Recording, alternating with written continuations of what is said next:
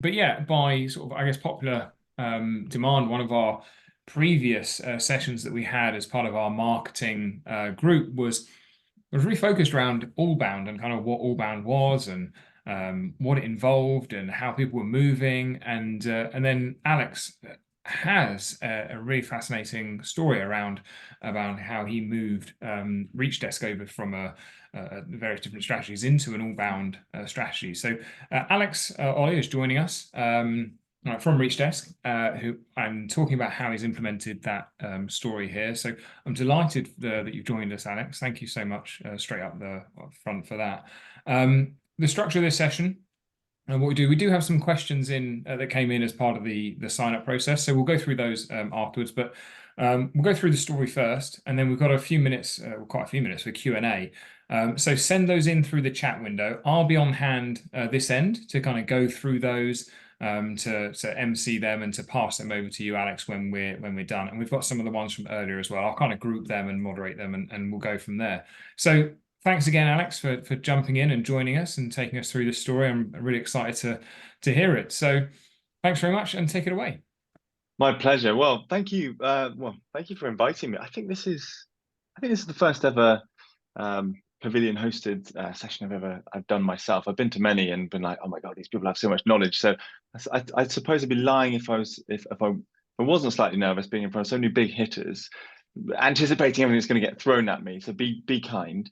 All right, I'm going to share my screen a little bit. But by the way, thank you for everyone who's turned up. I didn't expect this many people, so appreciate you giving up your very valuable time. I'm going to share my some visual aids. Can you see this all right? Can you see my face? You can see my Yeah. face. Yeah. I'm not one to talk about myself too much, so I'm going to whiz through some of this. But what I tend to get asked is like, what's your background? Just put a bit of credibility into things. So I studied in technology in 2010. It was my first job. I studied law at uni, decided it was a bad idea, fell into startups by accident. Maybe some of you it started that way too. I've been very fortunate to be part of two companies that have IPO'd somehow. I'm not sure that I didn't start either of them. If I had, then I probably would be on a beach somewhere right now. And I joined a company called Yieldify, which sold to Publicis, which was a lot of fun. And I started ReachDesk back in 2018. And when I actually started with three other guys. And I decided I didn't want to be a CEO of a business. I love sales and I love marketing. And I said, I want to be a CRO and I want to be treated that way too. If you think I'm doing a crap job, get rid of me. I'm not saying I've done a good job because 5 years is a long time, but I love the world of sales and marketing and fusing them together. And it's a bit of an obsession of mine. So final thing I think you need to now know about me is I love rugby. So if anyone ever wants to talk about that, then I will bend your ear for hours. That's the ego part done. Let's go into what I really want to talk about today. What I want to share with you guys today is actually our journey at ReachDesk. It's a tale that involves a lot of myth busting, plenty of conversations with ourselves in the mirror. I want to share how we moved from like an inbound, outbound sort of ABM, a bit of a, I don't know what to describe, but we were doing lots of different things. How we shifted that to what I now see as an all-bound motion, and some of the things that we've learned along the way. I do not pretend that we've perfected anything, but I can say for sure that the motion that we have now has really brought together a lot of things that I've learned over the past 13, 14 years and brought it together in a way that has allowed us to get more efficient. But I couldn't think of a catchy title. I didn't want to just talk about do more with less. I don't think anyone wants to hear about that. We've heard enough about it, but it has helped us along our journey.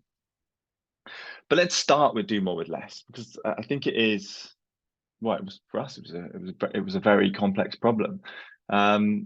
We were one of those businesses that were kind of demanded to do that. We'd gone from like 0 to nearly 20 million in about 3 years.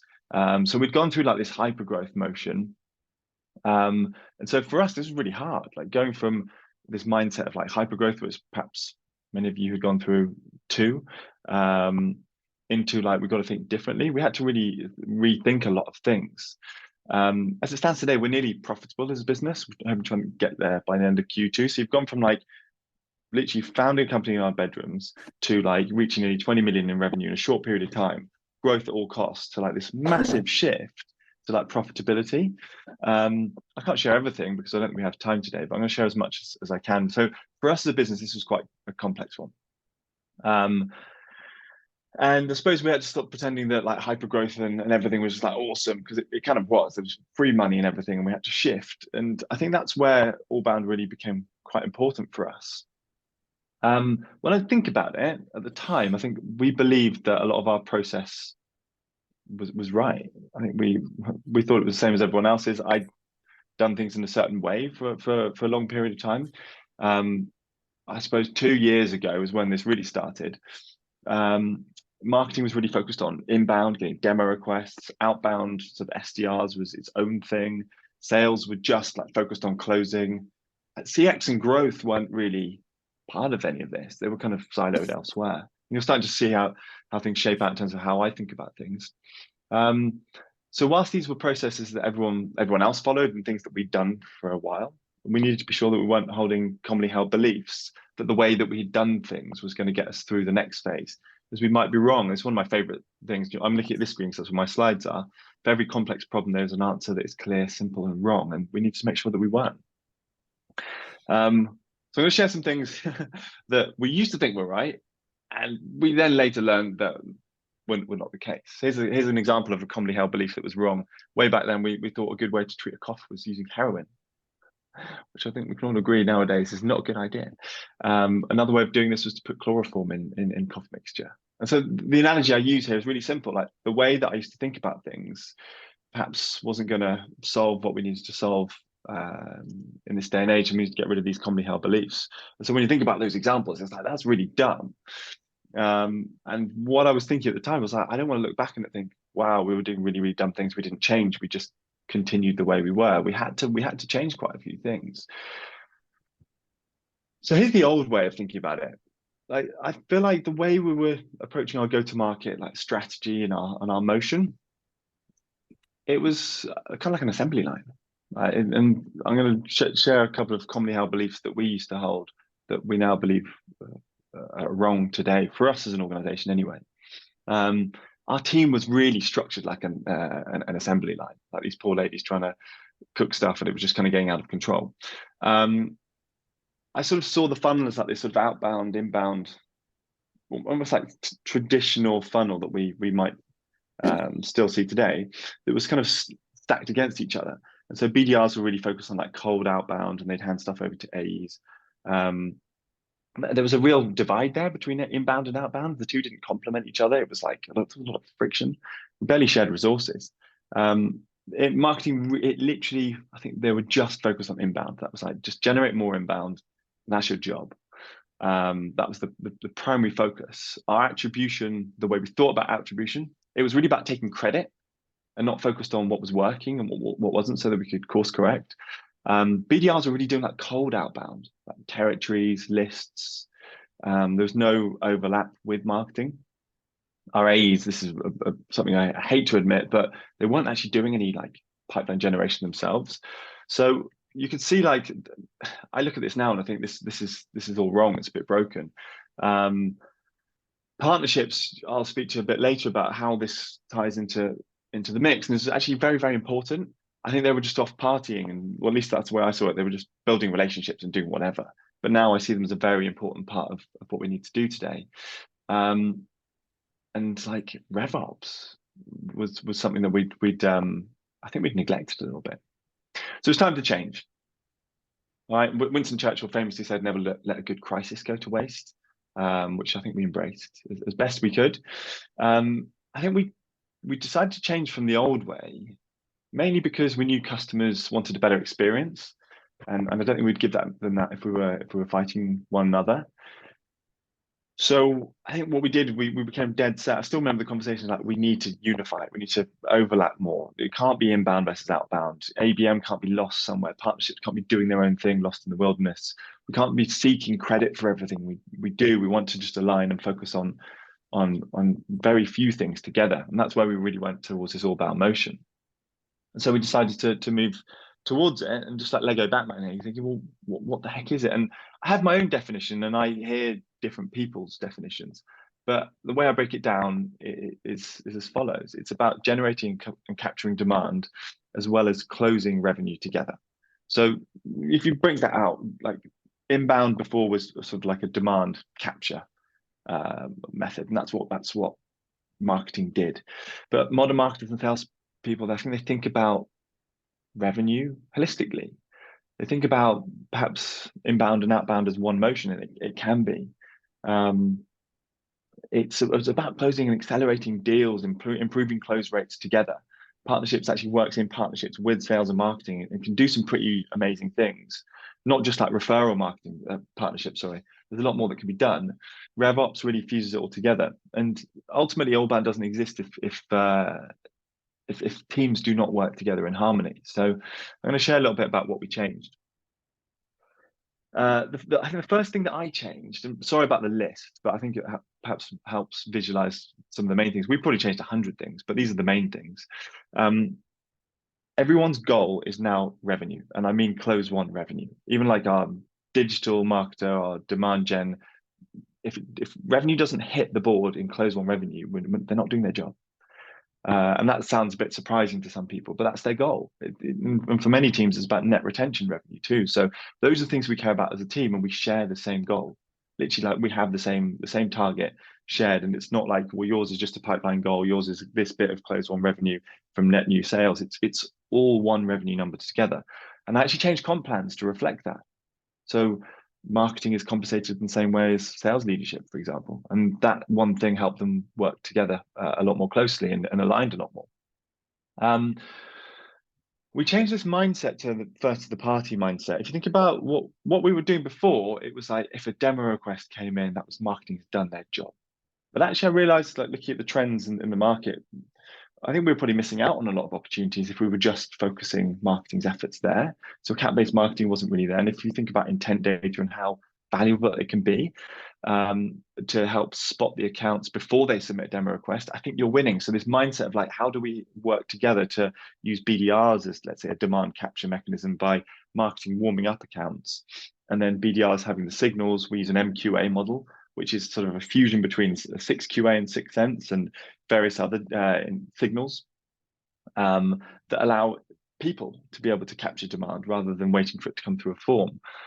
We couldn't achieve that before because of the way that we were set up, because marketing didn't care. Like, well, it's not really an inbound, so why would I do that? So this mindset is shifted to how do we get to that account faster than our competitors, and how do we get there before and be helpful to a prospective buyer before they've had to fill out a form to speak to sales. Attribution was no longer about credit anymore. I'm going to talk a bit more about attribution shortly, because that's usually the thing I get asked about a lot. It's very complicated. It's really complex, as I'm sure you're aware. As I said, marketing wasn't about inbound anymore. Marketing partnerships, they're now working a lot closer together. In fact, marketing is really the way I design it now with our offsites and our planning exercises. We actually start with marketing initiatives that are going to help the latest in the sales cycle, that's going to help accelerate deals, close deals. And then we get to the top of funnel, earlier stage. Sorry, I don't use top of funnel anymore. Early stage buyer initiatives later on. And so we're really thinking about it across the full buyer journey now. One of the things that I'm a big advocate of is podding AEs and BDRs together and getting them to work in like tighter units rather than the BDR being the person that sort of tees it up for the AE and that sort of superiority complex. It's really about getting them to work in tandem and, you know, perhaps selecting accounts they can go after together, and this co-prospecting motion. And you tend to see by doing that, by the way, that you'll have, if you look at on a list of 100 accounts, you might have a penetration rate of like 5-7%. It's sort of good in this day and age. We saw it go up to like 14 to 15 because we were going top down, bottom up with BDRs and AEs at the same time, selecting accounts together, feedback loops. There's a lot that can be said about doing that, and that worked effectively. But if you saw how we did it before, AEs were closers, BDRs were cold prospectors, and it just didn't work. I've spoken a little bit about the marketing plan. It's a journey now. It's not just like, what are you doing inbound? What are you doing top of funnel? It's like, what are the things that marketing can do across the buyer journey to help us win revenue?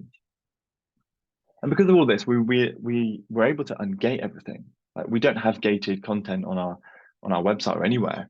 We believe in leading with as much value as possible, and then capturing those signals and then using humans as the demand capture method to be able to win more revenue. And what I found was actually account-based marketing was actually part of this motion. When I speak to some people, I think ABM and allbound are sort of seen as synonymous, but actually I think account-based marketing is its own discipline within it. And it actually fitted in nicely all of a sudden because true ABMers know that revenue is the main goal. And because we changed that shift in mindset, we could do these things a lot faster because we weren't fighting against each other. So those, I think, are the big things. And I mapped this out very quickly. I should probably do a better job at making this look pretty. But I showed you what it looked like for us as an organization before. It was just like, it was that sort of top. It was firstly, it was just acquisition. I haven't even mentioned the growth retention side of things, but I don't think we'll have too much time today. But our world today is really a segmented approach where we can focus different efforts, and there are lots of different colors. I'm actually doing a blog post on this which explains it more, but we're really thinking about how do we deploy the right efforts in the right areas against the right segments and aligning those to the stages of the buyer journey. And that's helped us really think about what we're doing, be very intentional about it, and then working cross-functionally as a team to make sure we achieve those things. It's a very different world. Measurement. This is really, really hard to measure. As an organization, we've never had MQLs. I don't believe in MQLs myself, partly just because I don't think they align to how people buy these in this day and age. So we ban those. We don't talk about, was it sales led? Was it marketing led so much? Because we are focused on close one revenue. The thing that's important to me is understanding what are the things that we did together as a team across which channels actually led to revenue, and how do we double down on those? Because we all care about revenue. It's not about, well, that was a sales qualified account or a marketing qualified or influence. We don't fight over that stuff. You can measure it. It's a good KPI to measure, well, out of all of our accounts that we're closing or pipeline we're generating, how much of it was influenced by marketing versus wasn't. But I don't spend too much of my time trying to fight that battle anymore. Attribution is obviously a hard one in general. Most models don't work. You've got like first touch, last touch, multi-touch. It's really hard to get this to work because there's so much. You've got dark social, you've got self-reported. I think for an all-bound motion, multi-touch gets you the closest possible, but you have to layer in things like self-reported attribution on top of it. So things like, how did you hear about us? Those get overlooked because it's very easy to ask a prospective buyer to fill out that information, but I don't think many people actually look at it on a regular basis and then fold it into what they're already looking at. Equally, you could take things like, we use Gong and we ask the same question, how did you actually hear about us? Oh, I heard Alex speak on a podcast or something. Okay, well, so podcasts are working, or I listen to your podcast weekly. The digital print would only show that they clicked on ads, so you don't get the full picture. So I think my recommendation is to have a multi-touch model which has self-reporting in it, so that you actually get the truth, and that's probably about as close as you're going to get. I do want to learn from people on this one though, because this is probably the thing that we introduced the latest. So maybe some of you guys are further ahead than we are, but that's how I think about it as it stands. Okay, I'm going to share a couple of examples of kind of the output of this, where we were before and what it's meant. And partnerships is where I really want to start, because I feel like this is an area that gets overlooked quite quickly. And the way we see partnerships, by the way, we have very few partners. We used to have loads. We have loads and loads of partners dotted all around the place. Referral, affiliate, tech. It's exhausting for the partner people, but for us, we decided to just like really cut down and focus on a co-partnership motion that ties into our all-bound motion. So to give you an example, we're partnered with people like 6 Sense, Demand Base, Outreach, Sales Loft. Most of them, because we're a B2B tech provider, these are our integrations, so it makes sense. They sell to the same people as us. We can co-sell a lot more. We can help each other out. And the idea with partnerships for us is partly for us to be able to, yes, generate more pipeline, but actually more importantly, how does partnerships help our sales team close more revenue? And so I think about overlap, and this is a screen grab from a tool called Reveal that sends the signals back into Salesforce. But what we do is, out of the 10, I think we've only got 10 now actually partners that we really focus on. We look at the overlaps and how do they overlap with our existing customer base and our current pipeline, for example. And so we choose them carefully. If there's no overlap, we say, really sorry, we're just not going to work with you guys anymore. It doesn't make sense for you. It doesn't make sense for us. So we're really focused on who we work with. And that allows us to drive decisions. But really importantly, we're really tying their sales team with ours. So as an example, you get a signal saying X partner has this target account of yours as an existing customer. You can speak to this salesperson who is also speaking to the same prospective people within the account. Here's how, ask for an introduction to that person or intelligence on that account, or they might be selling at the same time and you can sell together. It's all about improving win rates and making sure that partnerships is now tied within that all-bound motion to help close revenue. Hopefully that makes sense. So it really is that focus to let's drive more referrals. That is part of it. It happens organically, but it really is, it's becoming a powerful way for us to improve our win rates, which is an important thing for me. I'm not going to ask because I know we don't have a ton of time, and I'm going to stop rambling, but historically I've struggled to get salespeople to generate their own pipeline. When I started in sales nearly 14 years ago, back then, I had to produce all of my own pipeline. Now there's this different day where it's like this expectation that marketing or BDRs kind of do it all for you. And I think that's changed, particularly now. And so, as I mentioned before, this first of the party mindset where marketing is really working with sales to help generate that pipeline. We do generate inbounds, but we're trying to get there first. Using that MQA, 6QA prioritization was a big shift for us that we had to take. But also I had to set the expectation with salespeople saying, look, you have to generate your own pipeline. Maybe we were too good to them for a while. I think that's partly the case, but we had to set an expectation that you have to be generating a certain amount of pipeline, and actually marketing is going to work with you. It's not just here's a list, go after it, crack on. It's here's how we're going to work with you to help you generate that pipeline, and using the right signals, you can help reps do that. So even when we started it, this is a really bad image I've taken from Salesforce. It's a pacing dial for how we were doing against our self-gen pipeline generation. Even after we set the expectation, it just wasn't working. So when we moved to the all-bound model of, okay, here are the signals that you need to take. Here are like workflows that allow you to prioritize a small amount of accounts at the right time. And here's why those accounts are in your dynamic account book, which refreshes every week. We saw a massive uptick on our ability to generate pipeline. And consistently last year, we were above 100% in terms of, these are quite lofty goals. We're asking for AEs to generate 40 to 50% of their pipeline themselves. And we managed to do that last year because we removed all these blockers. Marketing was like really working in sync with sales reps to generate pipeline across multiple different initiatives. We had to train them a bit better on perhaps how to be more like a BDR. We had focus days on how we do it, but the mindset and the collaboration with the team was actually a way that we generated more pipeline. Marketing's not annoyed that sales are crushing it because they're crushing it together, because our close rate on this is twice what it was before. We're generating more pipeline, so we're winning, and marketing's really happy because they care about the revenue number. They don't care that it wasn't an inbound, for example, which is where we were before. They care more about how we're winning together as a team. And as you can see, this is actually a snapshot from when we kicked it off last year. It's actually more now. I think it's more like 45% of our pipeline is generating through what we might call AE self-gen, because that might be the final touch it came through. But it actually is like it's a co-motion. I'm thinking of a different name to name it because it shouldn't really be segmented across those channels as much as it is today.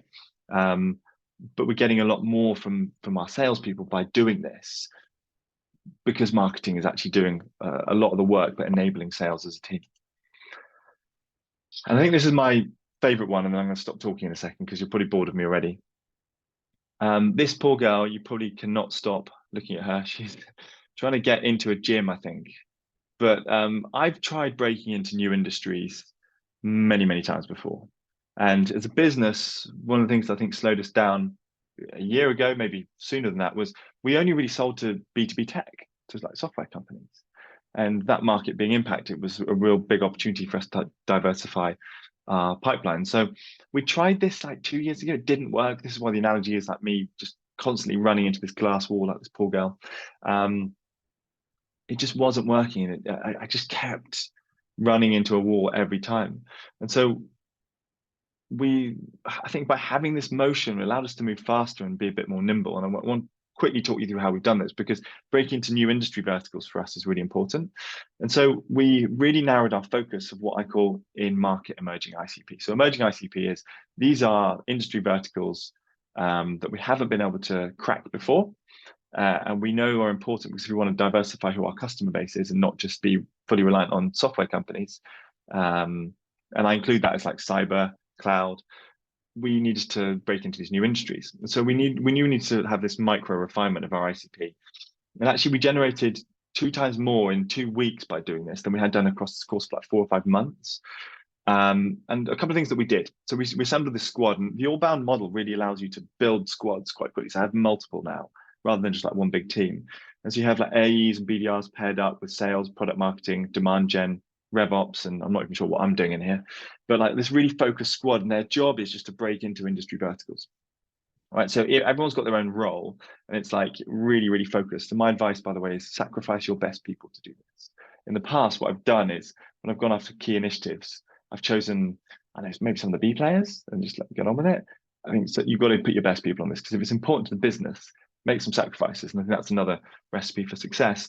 But when we looked at like all these different industries that we could go into, there were 100,000 accounts that we could go after. That's a lot for us as a business.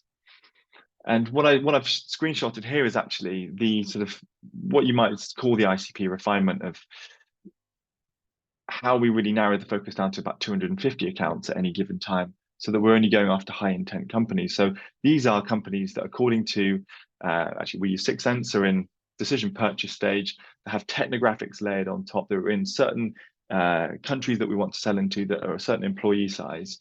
You have this micro refinement of like this high intent pool of accounts that refreshes. I think it refreshes every 2 weeks now. And it fluctuates. Sometimes it's 400, sometimes it's 200. But with these small squads, you can really break into accounts way faster using this all-bound squad method that we've developed. And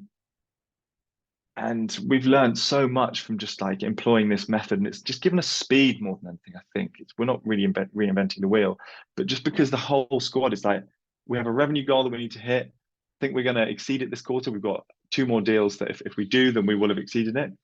But it's just that squad mentality of, this is the revenue number. How do we get there in the best possible way together? And how do we have that shared target that we're going to go after? And it's just, as I said, it's taken us from, in this sense, boiling the ocean to like really refining it. And we chose there were different ways of doing it. We looked at our existing customer base, who renews the fastest, the higher adopters of our product, whilst layering all this other data on top. That allowed us to choose those industries and those sub accounts within it.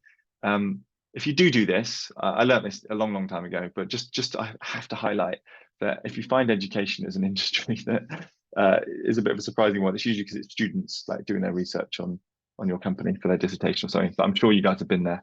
But I remember doing that 7 years ago. I'm like, none of these unis want to buy from us. But that was just my mistake. So I think this is where it's left us. This is not groundbreaking. I do not pretend that we've nailed it. I think we've got a long, long way to go, and I think we've learned a lot. But as a team, we don't argue. We don't have those arguments that I've experienced for so many years of, was this, did sales do this or did marketing do it? We don't really care. It's just given us that speed, like that ICP squad that we have. It allows us to do things way faster and perform better. We're actually wasting a lot less than we were before. So CPO is our cost per opportunity, and it's halved just from doing this, because we are really focused on what we're doing and we try not to waste. I know there's always wastage. Our close rate has increased significantly. And I think we have been able to do way more with less, not quite as much as I think we always want more than we hope for, but it has helped us do a lot more with less with a smaller team. And I think it's been a big change for us as a business. But I think, look, as I said, we haven't nailed this. This isn't like the end. That's it, done. Here's the playbook, go and do it. We've got years and years of iterating on this, and I'm keen to learn from others and what they're seeing. So our sort of mantra is keep doing more better. I think that's it for me, really. Super.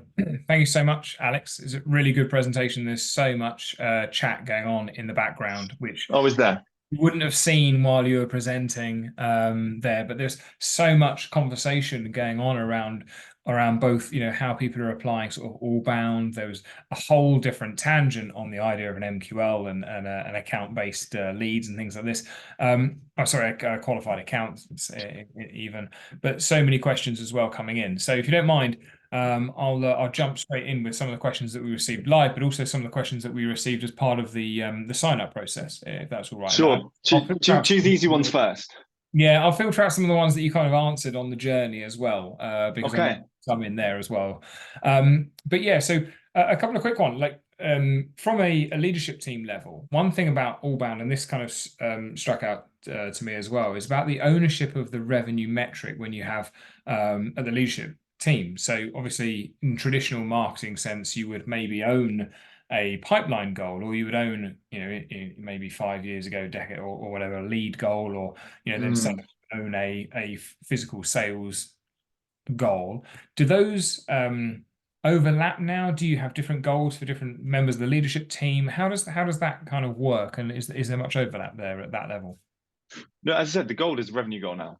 Well, I tried doing a bit of like you got like 25% pipeline and a bit of this, bit of that. It's like no, you care about revenue, and I see like pipeline generation as an important KPI that you need to track. Like, you need to know how much pipeline is coming through the door. You need to know what rate it closes at by segment, ACV, velocity, and all that jazz. But it's more of like a that's more just part of the revenue model that we've built. And it's not actually a goal. It's like if we're not hitting this goal, then we're kind of all failing together. I don't want marketing to be 120% of sales at 70. And no one's really winning there. So as a goal, it is revenue. Comp plans are revenue based. I tried doing it sort of half and half to please people, but you have to go all in, I think, if that's the way you're going to go. Cool. And with this, so to kind of stay on that, because there's other questions around the comp as well, is you mentioned comp plan specifically. Now, Yeah. obviously, traditionally, sales, we all know, have comp plans, BDRs, comp plans. Marketing traditionally doesn't have a comp plan. Is that changed within an all-bound motion? Does a marketer now have a comp plan? Yeah, 100%. Yeah, marketing has a comp plan. And go into that a little bit more detail. Traditionally, Give them some skin in the game, we know just of make it bonus. exciting. Yeah. I don't know. I've always been a fan of comp plans for marketing, and I hire people who want that. By the way, I have turned away really talented people who didn't want to get on board with that, and the people that did were in. That's just me, by the way. That's just how I think things work in my world. I'm not saying it's right or wrong. I just think that I love it on the last day of the quarter when marketing slacking me saying how we're looking. I love that so much, and it happens. I had to sit down with one of our Sophia, our demand gen leader. She was like, "So how's the revenue number looking?" She's like, "What can I do to help influence that?" That's the kind of conversation I want to have. Awesome, awesome. Thank you for that one. So let's flick over. There was also a lot of conversation about the pods and the idea of around a pod. So let's kind of dive into that a bit. So there was one question here about how big should a pod be, and what does it cover? Does it cover a certain number of accounts? Does it cover a territory? Is it sort of one-to-one alignment in terms of the people in that pod? Tell us more about how you kind of structure and define what a pod is and how Yeah, you. so an actual pod for us. So there's squads and pods. A pod is it's very simple. It's just pairing up BDRs and AEs. It's just BDR AE pairing within a certain segment. So um, enterprise is one to one, and the difference is it's not what I've done in the past is a BDR would just have their op number, and they're producing the accounts and sales are closing them. But the pod, the idea is that it's less of a territory. So it's not like a static. Here's your list. You are northeast coast, and you can go after these 500 accounts. We build it. So and this is RevOps did this. I didn't do any of this. I don't know how to do it. Um, RevOps would say, look, on a regular basis, this pod will have a shared account book that will refresh based on different signals. So Sixth Sense intent data will prioritize an account to the top for the both of them based on a 6QA score, but we might add in other layers like intent from G2, or it could be anything. It could be an existing customer they want to grow that has got really high usage and we can sell into another territory. So the idea is that the pod is fueled that way and less of like a static territory list model, which doesn't help because you can't, there's no data to it. You're kind of going cold towards it. And then the idea is that the BDR and the AE are working together to create plans of how they're going to break into those accounts. And what I've seen is that top down, bottom up approach of the AE going after more senior members, because AEs tend to have more experience, more tenure, and they probably have better relationship building skills. They'll go after the more C-suite VP level, and the BDRs might go manager and above, and they'll meet in the middle, but they'll have like actual plans on how they're going to break into that account together. The difference there is what I've seen in the past is really one where it's like, here are our 500 accounts. Let's kind of like really hammer the market as hard as we can. And I don't think it is that effective. Great answer. Thank you for going into some depth on that. There is also some conversation on the side around the commission plan. That's obviously a hot I topic. didn't realize that was such a big That's a thing. hot topic. Well, I'll tell Okay. you from being in marketing for about 20 years, and I've not received any commission plans or anything. I think the majority of people don't. I Oh did wow. once Have we just started a revolution? when I was about 22 or something. I saw how much revenue was being generated by AdWords campaigns that I was creating, and I asked for a slice of that and got laughed out of the office. Oh no, It that's was a a lot. shame. It would have been a lot of money, but yeah. So I mean that is quite a big topic. So dive into that a little bit more. How do you let's look at accountability as well, right? So let's say obviously you're in a good place at the moment. 2 times close rate is fantastic. But let's flip that and say like one particular pod or something isn't maybe putting its weight across that team. Who's accountable for that? And where does that accountability? If everyone's kind of comped on it, what's the failure point, and how does that then reflect in there? Does everyone get fined, or is it just on one piece? How does that work? Sadly, you do. There's a lot of trust, and I think you have to have a lot of systems in place. Part of my job is performance management. And I have to spot those things. Like, I'm not saying that you remove everything. We still have certain things that you would expect. Mhm. BDRs have to perform a certain amount of activities. They have to. Their manager has to enforce that. If that's not happening, I'll see that. So you still look at a lot of the same stuff. If BDR is doing too much activity and they're just trying to like carpet bomb their accounts, then they're equally not doing a very good job. And that's where management, like good managers, are the ones who are actually going to hold a high standard. And so as leaders, our job is to make sure we're inspecting this stuff to be like, hey, is the system actually working? Which is why I actually prefer smaller teams that you can manage a lot more dynamically. I hate it when it gets to like a big, like massive stage of company like 100 million plus. It's really, really hard to do. And I actually don't know how I would do that. But if we get there, then I'll face that challenge. But ultimately, look, it's on leadership. It is. It's on leaders to like make sure that you're managing the standards and the quality that you have to on a day-to-day basis anyway. You cannot forget those things. But the sad truth is, yeah, if the numbers missed, other people do they don't benefit from their part working. You have to operate as one team, and you do get dinged for that. Cool, thank you. I think that has answered a few of those questions because that was asked a couple of times actually. Let's kind of come back to getting buy-in from when you started this process, right? I think there's quite a few people here who are doing maybe a mix of inbound and outbound in terms of marketing. They might have the BDR team sat within sales, or they might be sat under marketing for some reason, or for wherever they are. But how do you go from having that initial strategy and that sort of pyramid sort of alignment with the funnel stages? How do you go from there and get buy-in across the entire organization for this new strategy that you're going to implement? Oh, that's a very good question. Um, okay, so I mean, look, there's one truth here. I started this company. I still have enough weight to throw around, so perhaps some people just have to listen to me. That's me slightly being sarcastic.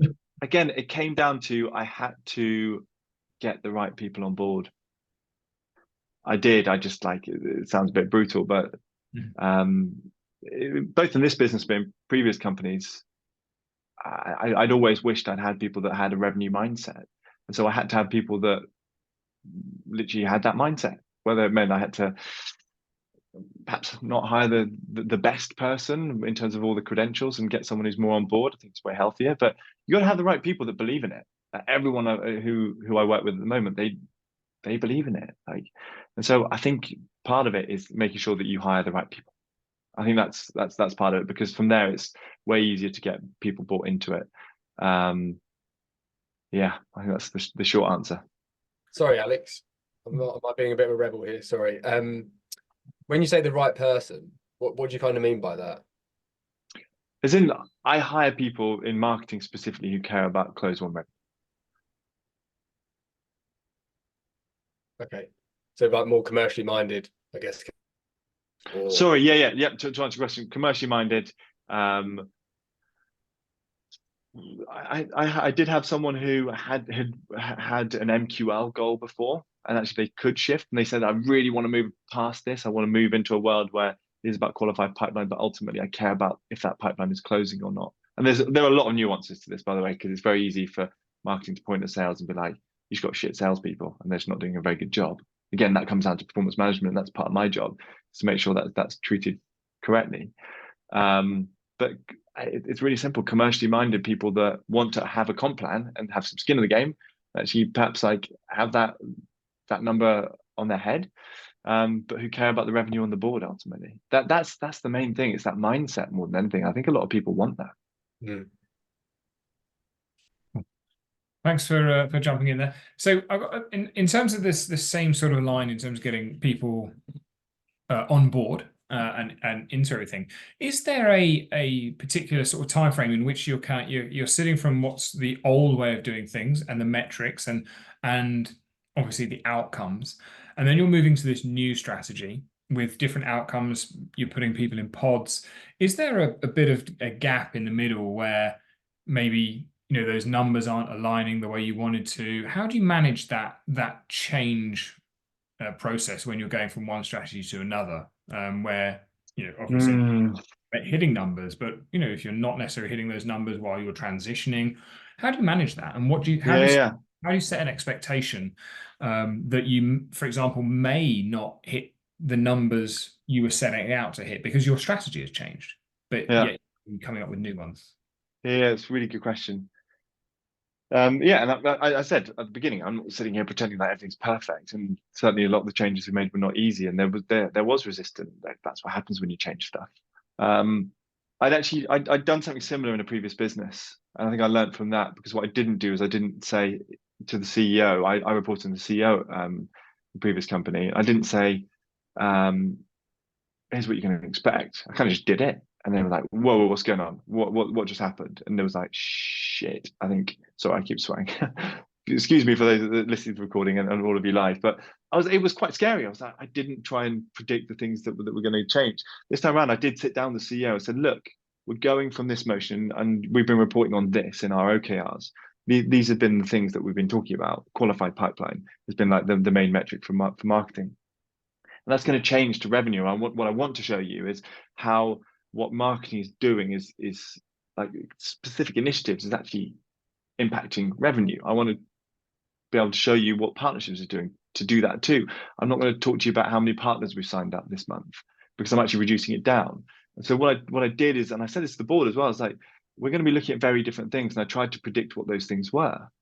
We're going to look at marketing qualified accounts as a key metric for us, because those, if we know the volume is at a certain number per month for each segment, we know the conversion rate to qualified op and then close from there is this. By reverse engineering it, it's going to be this, but that number is going to be a quarter of what we've been looking at the moment, and I'm probably going to need 6 months for us to change through that. So I think I tried to get ahead of it, because I didn't do that last time, and that certainly helped, because there was some patience there. And do you think, it sounds like obviously there's quite a few people involved in that process and that strategy.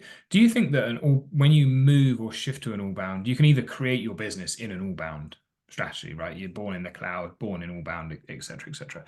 But if you're, let's say, Series A, you've been around for 3 or 4 years, or you're a Series E or beyond, they're going to have very different ways to go about doing this kind of thing and making this sort of change. What sort of stage in a company's life do you think someone might have either difficulty moving into all-bound, or what do you think is the ultimate point to go in? If you weren't quite there yet. Do you think yeah, fair question. Gosh, I mean, if I was in a 100 million ARR business trying to do this, I think I'd be quite terrified. I'd probably try not to do it myself, because I wouldn't know how to, honestly. But we did it when we were somewhere between 15 and 20 million, and that's the stage that we were at, like fairly early-ish stage, Series B. That's when we did it. And as I said, I'm not pretending like we've nailed everything, but it's a motion that we literally like now employ, and our CEO goes to the board and talks about it, can accurately articulate it quite confidently. I just don't know how to answer it, because I've never done it beyond that stage. But do you think you'd do it any earlier, or do you think it was the right time? If I were to start I'm not thinking about starting a new company today. So I'm still well into this one. It's a hard one.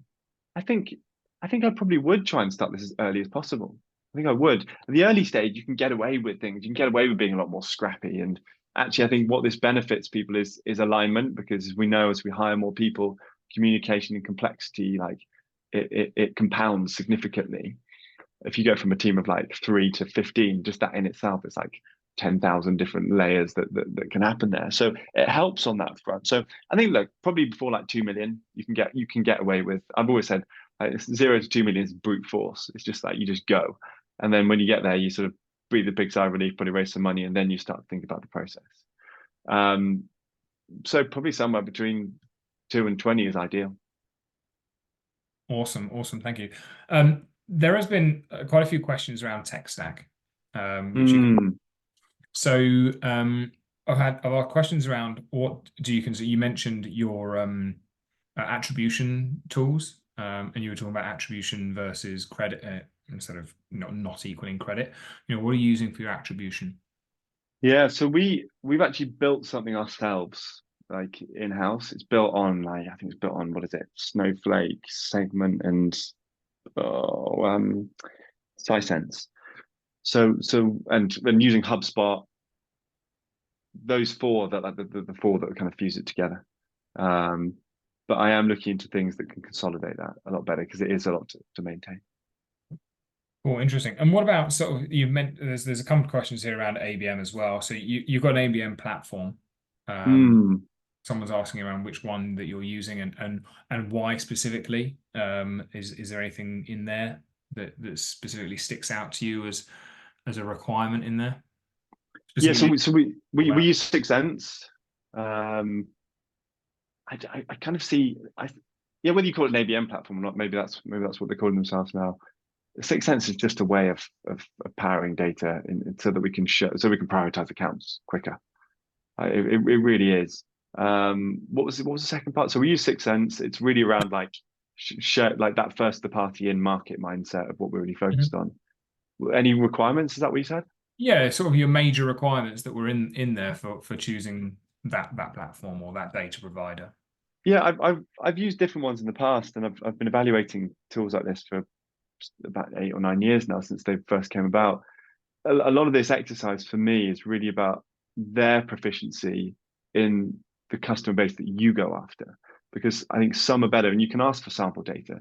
It's different for us going after B2B SaaS companies and manufacturing and that kind of thing, versus if you're going after like banks, and because they have different data sets and different strengths and weaknesses themselves. So match who you're going after against theirs, and ask for sample data, and that's your biggest level of evaluation, really, because they're data companies at the end of the day. I don't see it too much more than that. Cool, thank you. Well, I mean, there was a lot more, by the way, but that's my that's my big thing. Like I'm not undercooking tools like that, but when I think about it, it is about data. Oh, brilliant. I'm going to jump onto one more question, because a lot of we had so many questions in. A lot of them do have quite a bit of overlap, but I'm going to jump into this one, and then I can sort of pass over and see if there's any others that people want to ask in the chat. Get them in, because we're kind of running low on those now. But there's obviously a lot of talk about AI in marketing right now, across all sorts of areas. Are there any specific tools or areas of AI that you're interested in that are going to help towards an all-bound strategy or help with an all-bound strategy? Yeah, we're looking into a few at the moment. For me, like for all-bound specifically, like account selection and like getting that really great and refreshed. I think we've got to a certain stage. As I said, I used to use that sort of more territory model, list-based approach, where it wasn't so much territories, but these are your accounts, to like a dynamic in-market approach. But then that's still like getting that always refreshed and making sure that really matches. You get duplicates, you get things that maybe it's like 85% accurate, reducing that 15% error.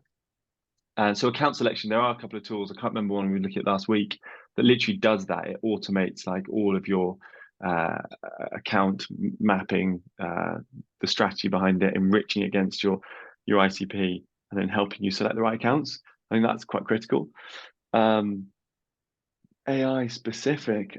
Maybe I haven't looked into this as much, but nothing AI specific on Allbound as such, because I think there are probably like 10 different areas that it could help.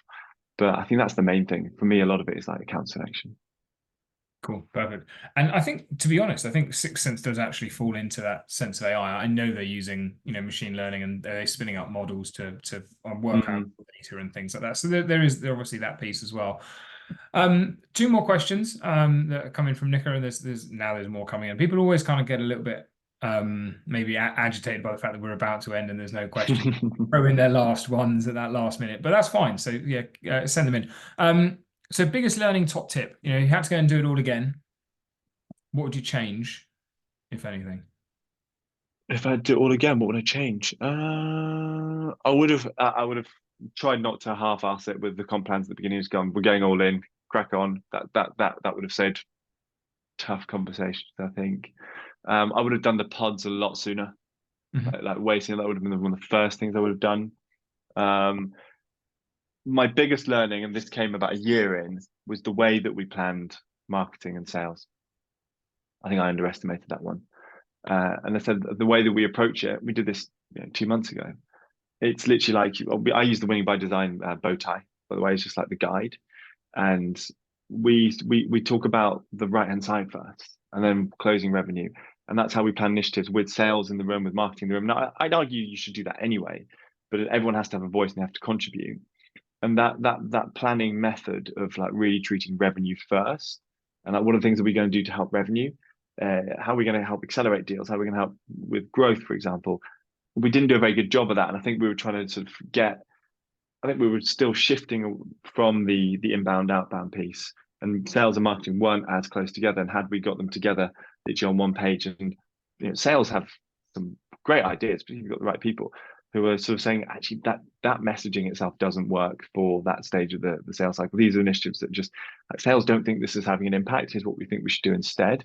That planning process was what I think changed a lot, and actually allowed us to cut half of the things that we were doing before that perhaps were just a waste of time and weren't really making an impact because they were all a load of experiments, and actually make us work together really hard on what do we think is actually going to drive revenue. And you have to have a little bit of fun. It can't all just be revenue. You've got to give marketers, I count myself one, by the way, a bit of fun and some experiments. But it allowed us just to focus a lot more. Awesome. Thank you. Thank you so much. I've got one more question before we wrap it up. From Lucy, do you think that the length of the sales cycle has an impact on the effectiveness of an all-bound approach? Good example, 3-month sales cycle versus 18 months. I think it's a really good question, actually. Yeah, I think if you've got that you can have more transactional sales or product led, which can literally it can survive on its own as an inbound motion itself, and it might not be right. By the way, I'm not saying all-bound is right for everyone. I am not. That's just that'd be a ridiculous claim. I'd say if you've got a sales cycle of 3 months plus, this will probably work for you, because 90 days, a lot can happen. That's quite a long time. And actually, if we're talking about what was it? Was it 90 days, 3-month sales cycle? Yeah, 3 months to 18 months. Yeah, and you've probably got 2 to 3 months prior to that when they've had any kind of interaction with you. So that's a long period of time. And I think the more alignment you can get, the better. Whatever you call it, quite frankly, I don't care. But that's plenty of time to. Again, it depends on skill. It depends on lots of variables. Like the size of business you're at. Your sales cycle is clearly an important one. The complexity of your business. Some businesses can run on just 100% partner-led revenue. And if that's the case, I wouldn't bother with any of this. But if you're trying to capture a market, if you're trying to try and go directly to customers and you're not relying on third parties or something like that, I'd say this probably is quite a good fit. Brilliant. All right. Well, thank you Thank you for answering all those questions as well. That was a pretty hefty QA session that we just had. So it's been really helpful for me as well. And we've got a lot of good comments come in to say thank you and what a help that was. So we had about 30 people on at one point as well, which is great for our relatively small pavilion marketing London group. So yeah, if you're, I think most people are probably in that group, but if you're not in there, give myself or Nicola a shout on the Slack channel, and we'll see if we can get you in there for some of our next sessions. So we've got some things lined up, and based on the conversation here, I think we've got some topics probably for the next 6 months as well. So that's even better. But yeah, so to take everything off. So thank you very much, Alex. I really appreciate you joining us today and taking us through that. It was a really good session. I'll sync up with you afterwards as well to thanks and to send over any questions or have any if you've got any as well. But yeah, thank you everyone for joining us as well. It's great to have you all here and taking on the session, and hopefully you can join another one in the future as well. For those who missed the start, the session was recorded. You'll probably see the little recording thing up here somewhere. I will send that out on the Slack channel, and it will be in Nicola's next newsletter as well. So thanks everyone. Enjoy the rest of the day, and if you need anything, you know where to find it in Slack. All right. Thanks for having me, guys. Thank Bye. you. Thanks, Happy guys. New Year. Bye, everyone. Bye-bye. Bye.